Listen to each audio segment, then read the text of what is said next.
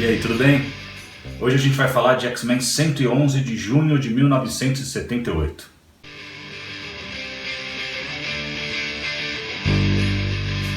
A melhor edição nacional em que tem essa história, X-Men Magneto Triunfa, da Panini.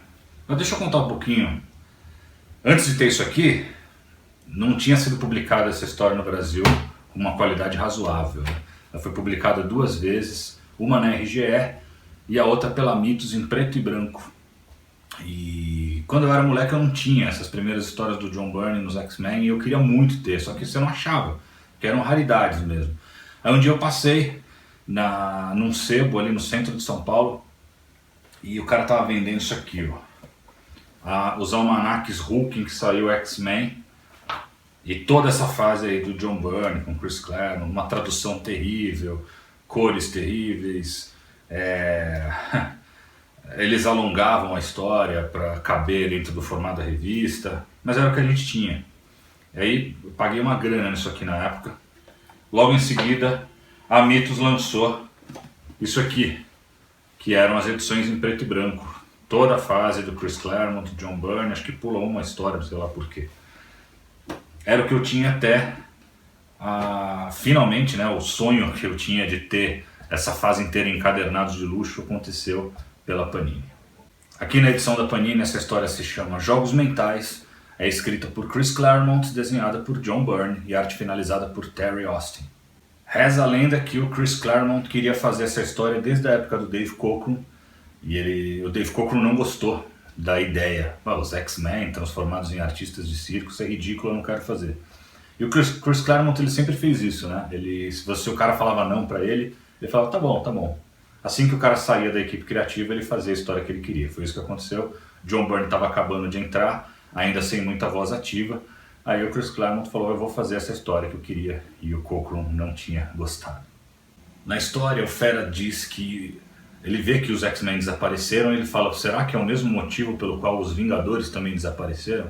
Isso é uma referência a Avengers 171, também, né, de 78, em que alguns Vingadores tinham desaparecido no final da história. Isso foi publicado aqui em coleção histórica Marvel Vingadores número 4 da Panini.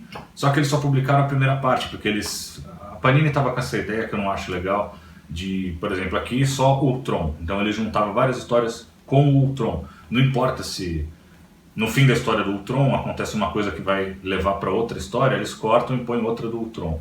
Nada em sequência. Por conta disso a gente só vê a primeira parte, Avengers 171, a 172 não está aqui, para explicar por que eles desapareceram. A gente só veria isso em Heróis da TV, número 89 da Abril, que foi publicado só lá, no passado, em 86, na Heróis da TV. Agora parece que a Panini está mudando aí, está colocando histórias sequenciais na coleção histórica Marvel, que eu acho que é muito melhor do que essas picotadas. Depois o Fera se pergunta se ele deveria estar de novo saindo para investigar os X-Men, se ele tinha acabado de fazer isso no caso do Destrutor. Isso foi mostrado em Marvel Team Up 69 e 70, também de 78, em que o Destrutor se envolve ali de novo com o Monolito vivo e para auxiliar ele vai o Homem-Aranha, né? A Marvel Team Up era sempre uma história do Homem-Aranha com algum outro herói e nessa em que ele se junta ao Destrutor para derrotar o Monolito vivo, e o Fera tinha acabado se envolvendo também, indo lá ajudar. Foi publicado aqui, a 69 e 70 da Marvel Team Up estão aqui em Coleção Histórica Marvel Homem-Aranha número 12 da Panini. Na história, o Ciclope aparece com uma camiseta escrita Magrão, que era o apelido dele, né? Esse apelido, Magrão, que em inglês é Slim, é um apelido que ele tem desde a época da formação original dos X-Men. Na história ele está ali, né? Foi feita uma lavagem cerebral nele, e o apelido dele ali no circo é Magrão. O John Byrne, por já conhecer esse apelido dele de Slim, né, faz muito tempo, ele queria mesmo que o Ciclope fosse desenhado como um cara magro, mas os editores não deixaram, falaram para ele, não, desenha ele musculoso como qualquer outro super-herói. É a primeira vez que os novos X-Men enfrentam o Mesmero. O Mesmero apareceu pela primeira vez em X-Men 49, de 1968. Ele foi criado por Arnold Drake, Werner Roth e Don Hack. Essa história estava inédita no Brasil até o ano passado, quando saiu aqui em Os Heróis Mais Poderosos da Marvel 43. A edição da Polaris. O Mesmero é um mutante que tem o poder de hipnotizar outras pessoas.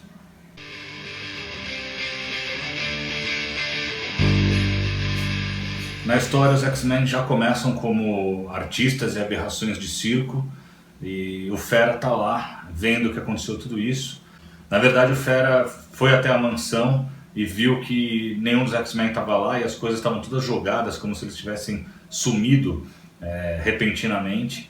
Aí ele foi seguindo a pista e acabou chegando até esse circo, onde eles estavam sendo mantidos como aberrações ou artistas de circo. Ele começa a investigar e começa a ver que os X-Men estão lá, mas ele não conhece direito ainda os novos X-Men, não tem ainda certeza se são eles mesmo. E aí o Wolverine faz um esforço, consegue se libertar, e ele consegue libertar também a Jean. É engraçado o jeito que ele faz isso, né? Ele começa a dar um monte de tapa na cara da Jean para ver se traz ela a razão, e aí ela fica furiosa e liberta o poder da Fênix e também volta ao normal.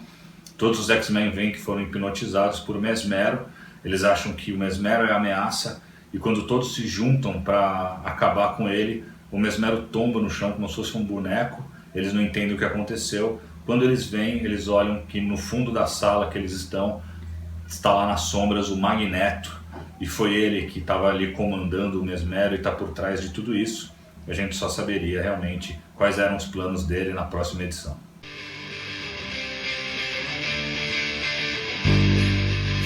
Nesse momento, Logan, a gente vai ver um momento ali em que o Ciclope está controlado ainda e o Wolverine está tentando convencer a Jean a voltar ao normal. O Ciclope tenta segurar o Wolverine e aí a gente vê a reação dele. O nome é Wolverine, Jean. Eu sou um dos X-Men, assim como você. Tudo que você tem que fazer é lembrar. Pra trás, otário. Se quer se meter com a senhorita Grey, primeiro vai ter que passar pelo magrão Summers aqui. Com prazer, Xará. Valeu, a gente se vê no próximo vídeo, que é a edição 112, que é uma história clássica, Magneto triunfa, X-Men contra Magneto de novo, agora desenhado por John Byrne. Se você tiver no YouTube, por favor, dá um joinha aqui embaixo e se inscreve e aperta o sino para receber as próximas notificações de vídeo. Se você tiver no Face, curte e compartilha para algum amigo seu que você acha que vai curtir também. E também visita a gente lá no Instagram, que a gente tem uma página lá. Valeu, até a próxima.